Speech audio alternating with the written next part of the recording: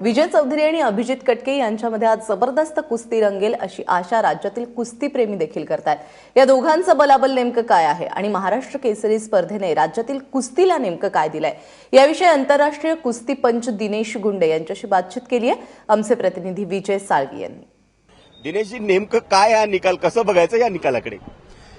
तसं पाहायला गेलं तर माती विभागातून अपेक्षेप्रमाणे विजयनं आपल्या अनुभवाचा आणि आपल्या बुद्धिचातुर्याचा सुरेख संगम साधत अंतिम फेरीपर्यंत धडक मारली आणि दुसऱ्या बाजूला गादी विभागात आपण बोलतोय आणि खरोखर कुस्ती क्षेत्रात महाराष्ट्र केसरीच्या इतिहासात असं फार दुर्मिळ उदाहरण आहे की त्यानं कुस्तीच्या या स्पर्धेमध्ये पहिल्यांदाच पदार्पण केलं आणि तो गादी विभागांना अंतिम फेरीपर्यंत आला। पण त्याच्या पाठीमागे त्याच्या वडिलांची त्याची फार मोठी तपश्चर्या आहे, अनुभव देखील आहे। कारण ज्युनियर राष्ट्रीय स्पर्धेमधला तो कांस्यपदक विजेता आहे। मकाऊला फ्रान्स येथे झालेल्या ज्युनियर जागतिक स्पर्धेतला अनुभव त्याच्या पाठीशी आहे आणि त्यानं घेतलेले कष्ट हे निश्चितपणे सार्थकी झालेले आहेत। मॅट विभागानं 2 हिरो दिले महाराष्ट्राच्या आणि भारतीय कुस्तीला। एकाचं नाव सागर बिराजदार, दुसऱ्याचं नाव अभिजित कटके। सागर बिराजदारनं महेश मोहोळला मारलं, सचिन येलभरला मारलं, अक्षय शिंदेला मारलं, कौतुक डाफळेला मारलं, समाधान पाटीलला मारलं। असा सागर बिराजदार अभिजित कटके समोर मात्र निष्प्रभ ठरला आणि 2-1 अशा छोट्याशा फरकानं अभिजित कटकेनं फायनलची मजल मारली। त्या कुस्तीचं वर्णन कसं कराल आणि तिथं अभिजित कटके सरस का झाला? त्या कुस्तीमध्ये खासियत जर सांगायची झाली तर सागर बिराजदारनं जो आक्रमक पवित्रा घ्यायला पाहिजे होता तो आक्रमक पवित्रा संपूर्ण कुस्तीमध्ये कुठेच घेतला गेलेला दिसला नाही।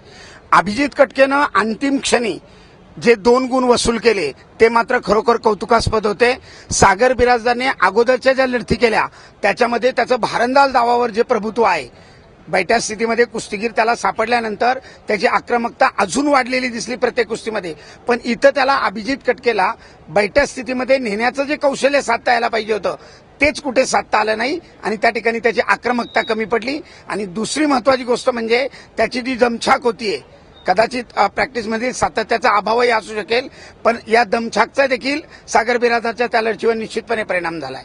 पण असं जरी म्हटलं तरी या कुस्तीनं, या महाराष्ट्र केसरीच्या अधिवेशनानं महाराष्ट्राच्या कुस्तीला 2 नवीन हिरो दिलेत आणि ज्यांची वय केवळ 21 आणि 22 आहे। एक खिल्लारी जोडी मिळाली असं म्हटलं तर वावगं ठरणार नाही आम्ही? अगदी 100% मी या मताशी सहमत आहे। कारण महाराष्ट्राला अशाच नवोदित मल्लांची गरज आहे की जे राष्ट्रीय आंतरराष्ट्रीय स्तरावर महाराष्ट्राला दैदिप्यमान यश मिळवून देतील। सागर बिराजदारचे मी या ठिकाणी आवर्जून कौतुक करेल, कारण आंतरविद्यापीठ अखिल भारतीय स्तरावर त्यानं ज्या 2 वर्षापासून लढती केलेल्या आहेत त्या अजूनही माझ्या डोळ्यामध्ये आहेत। खरोखर जी आक्रमकता त्याच्या ठिकाणी आहे ती वाखाणण्याजोगी आहे। या दोघांची आता कुस्ती पुन्हा जर आपण त्याच्याकडे वळायचं, विजय चौधरी एकीकडे अनुभव, एकीकडे थंड डोक्याचा पैलवान आणि त्याचवेळी दुसरीकडे एक उदयोन्मुख पैलवान, जबरदस्त गुणवत्ता असलेला पैलवान पण तोही तितक्याच थंड डोक्याचा अभिजित कटके। यांच्या कुस्तीमध्ये आपल्याला काय पाहायला मिळू शकतं असं तुम्हाला वाटतं?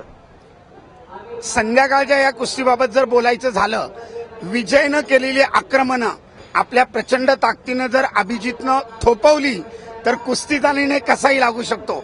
परंतु विजयचा जो प्रचंड अनुभव आहे किंवा विजयला डावपेच करण्याची जी तंत्र अवगत आहेत ती खरोखर त्याच्या बुद्धिचातुर्याला साजेशी आहेत आणि ऐन मोक्याच्या क्षणी तो काय पवित्रा घेईल याचा समोरच्या कुस्तीगीराला कधी भरवसा नसतो। परंतु अभिजितकडे जी प्रचंड ताकद आहे त्या ताकदीचा जर अभिजितनं योग्य क्षणी उपयोग केला तर कुस्तीचा निर्णय कोणीही जाणकार कुस्तीगीर आत्ता सांगू शकत नाही। म्हणजे क्रिकेट इतकाच कुस्ती देखील हा अनपेक्षित निकालाचा खेळ आहे। म्हणूनच एकीकडे विजय चौधरी अपेक्षेप्रमाणे फायनलमध्ये दाखल झालाय, पण त्याच वेळी अनपेक्षित असा अभिजित कटके त्याच्यासमोर उभा राहिला आणि त्या कुस्तीत देखील निकाल हा अनपेक्षित असू शकतो असं म्हणतायत ज्यांना तांत्रिक जाण आहे कुस्तीची, ते दिनेश गुंड। कॅमेरा पर्सन राजेश बिडकरसह विजय साळवी, एबीपी माझा।